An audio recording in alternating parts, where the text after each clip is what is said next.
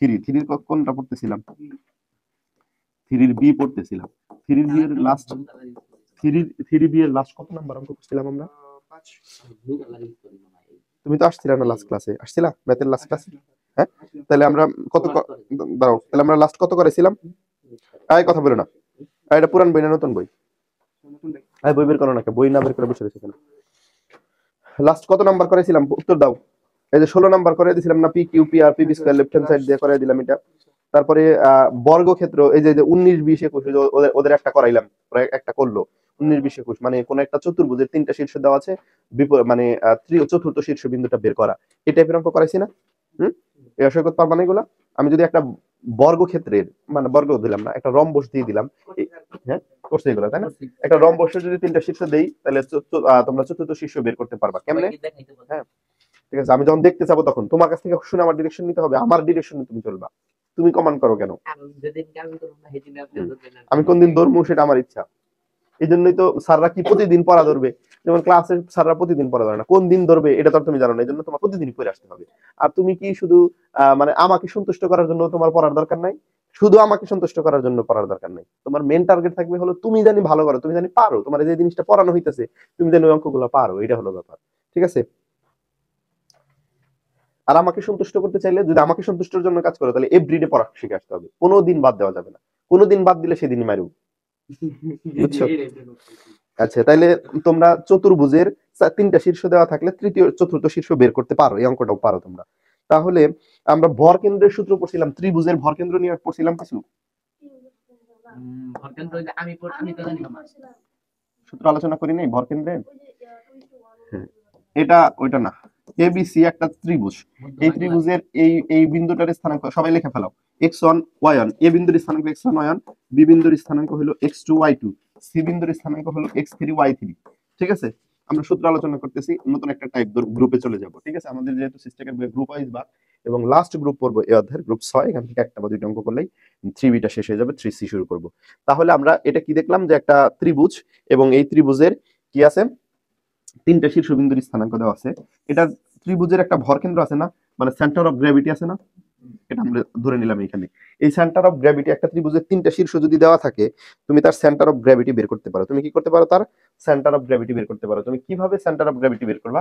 সেটা হচ্ছে শীর্ষগুলা দেওয়া থাকলে x1, মানে ওই শীর্ষগুলার ভুজের যোগফল x1 plus x2 plus x3 divide by কত 3, comma y1 plus y2 plus y3 divided by 3, অর্থাৎ ভুজ দ্বয়ের যোগফল ভাগ 3, কমা কোটি দ্বয়ের যোগফল ভাগ 3। এটা হলো ভরকেন্দ্র বের করার ফর্মুলা। এই অঙ্কগুলা গ্রুপ 6 করার জন্য আরেকটা কনসেপ্ট লাগবে, এক্স অক্ষের উপর কোনো বিন্দু অবস্থান করলে, এক্স অক্ষের উপর অবস্থিত কোনো বিন্দুর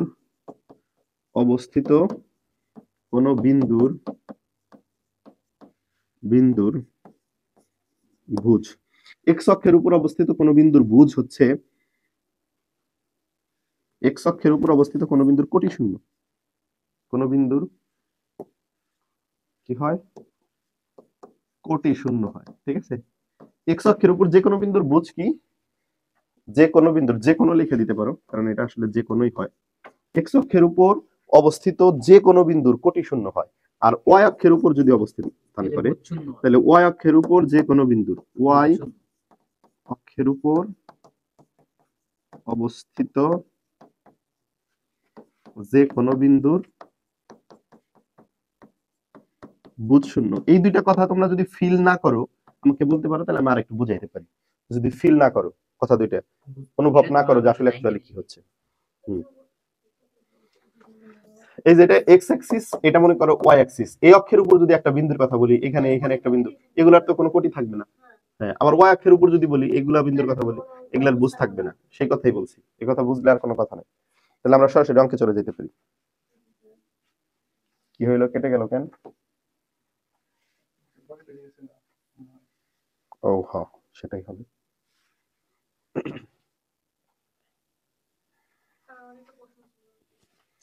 কি প্রশ্ন ছিল বলো দেখি? বইটা কিন্তু মিল না হলে প্রশ্ন ঝামেলা হচ্ছে, বুঝো না? একটা সিকোয়েন্স মেনটেন করে চলা লাগবে।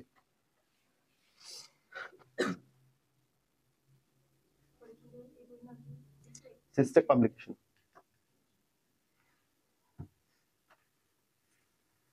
আচ্ছা আচ্ছা, আমি এটা একটু ছোট করে রাখলাম, যার লেখা হয় না সে লিখবেনি। তাহলে আমরা অঙ্কে চলে গেলাম। অঙ্কটা হচ্ছে এই বইয়ের হচ্ছে গ্রুপ 6 এর 22 নাম্বার। কোন কোন বইতে নাম্বার চেঞ্জ হতে পারে, 1 2 নতুন এডিশনের বইতে 1 2 মানে দুই একটা আগে পরে হতে পারে। একটি ত্রিভুজের দুইটি শীর্ষবিন্দু যথাক্রমে, একটি ত্রিভুজের দুইটা শীর্ষবিন্দু দেওয়া আছে 2 7 6 1 এবং এর ভর কেন্দ্র দেওয়া আছে 6,4। এর তৃতীয় শীর্ষবিন্দু বের করতে গেছে। আগেরটার মতোই এবার ভর কেন্দ্র দেওয়া আছে আর দুইটা শীর্ষ দেওয়া আছে আর একটা শীর্ষ বের করতে গেছে। ত্রিভুজ আঁকায় ফেলো তোমরা। সে ফর এক্সাম্পল এটা একটা ত্রিভুজ এবং এই ত্রিভুজের এ বি সি তিনটা শীর্ষ আর জি হচ্ছে ভর কেন্দ্র। এর মনে করো এ শীর্ষ দেওয়া আছে কত 2,7 দেওয়া আছে। হ্যাঁ, এরপরে কি এর বি শীর্ষ দেওয়া আছে 6,1 6,1। সিটা বের করতে হবে, আমি সিটা ধরে নিলাম আলফা বিটা। জি দেওয়া আছে, ভর কেন্দ্র দেওয়া আছে, ভর কেন্দ্র দেওয়া আছে কত, ভর কেন্দ্র দেওয়া আছে 6,4।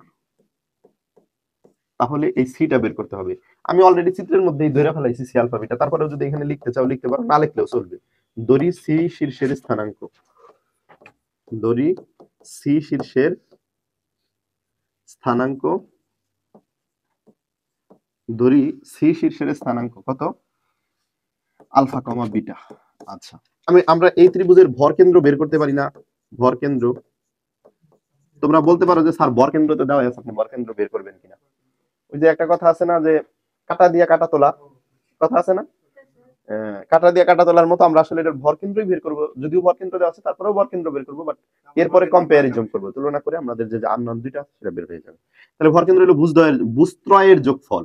তাহলে 2 যোগ 6 যোগ আলফা বা 3 কমা কোটিত্রয়ের যোগফল 7 plus 1 plus beta divided by 3। চাইলে এখানে রাখতে পারো, এক লাইন করে নিতে পারো 8 প্লাস আলফা বাই 3 আর এখানে 8 প্লাস বিটা বাই 3। আচ্ছা, তাহলে এখন আমরা প্রশ্ন মতে লিখতে পারি, যেহেতু প্রশ্নের মধ্যেই ভর কেন্দ্র দেওয়া ছিল সেজন্য কথাটা লিখবো প্রশ্ন মতে। তাহলে প্রশ্ন মতে 8 plus alpha by 3, 8 plus alpha by 3 equal কত, ইকুয়াল হচ্ছে 6। মানে এই যে ভর কেন্দ্র যেটা দেওয়া আছে সেটার ভর, এটা আমরা সূত্র অনুসারে বের করছি ভর কেন্দ্র, আর এটা দেওয়া আছে। তাহলে এটা আর এটা তো ভিন্ন বিন্দু না, একই বিন্দু, অতএব কম্পারিজন করতে পারি, তুলনা করছি এখানে জাস্ট। তাহলে আমরা যদি একটু ক্যালকুলেশন করি, 8 প্লাস আলফা ইকুয়াল 3 6 কত 18, বা আলফা ইজ ইকুয়াল টু কত,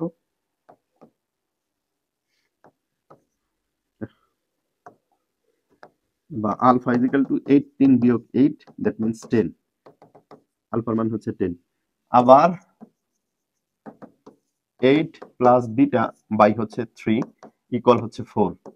তাহলে 8 প্লাস বিটা সমান সমান হচ্ছে 12, বা beta is equal to 12 minus 8, সুতরাং বিটা ইজ ইকুয়াল টু 4। তাহলে আমরা আলফা বিটার স্থানাঙ্ক পেয়ে গেলাম। সুতরাং সি বিন্দুর স্থানাঙ্ক, সি বিন্দু মানে তো আলফা বিটা, সি বিন্দুর স্থানাঙ্কই বের করতে বলছিল আমাদের এবং সেটা অলরেডি বের হয়ে গেল। সেটা হচ্ছে 10,4, 10,4। সি বিন্দুর স্থানাঙ্ক 10,4।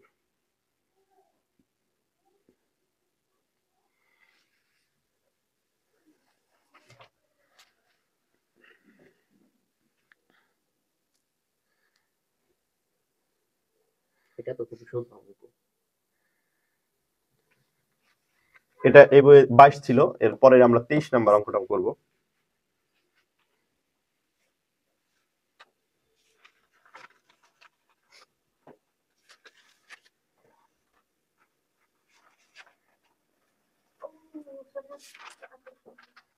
একটু এদিকে আসো, এদিকে জায়গা আছে, তুমি পরের কপি বসো,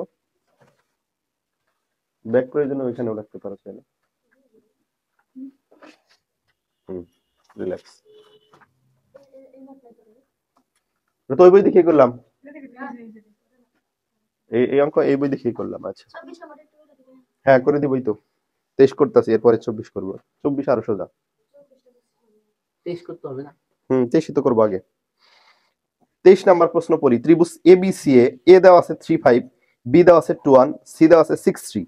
বলছে জি মানে এবিসি তিনটা শীর্ষই দেওয়া আছে, বইলা দিছে জিটা ত্রিভুজ এবিসি এর ভর কেন্দ্র। আচ্ছা ভালো, এরপরের কথা বলছে হলো ডি বিসি এর মধ্যবিন্দু।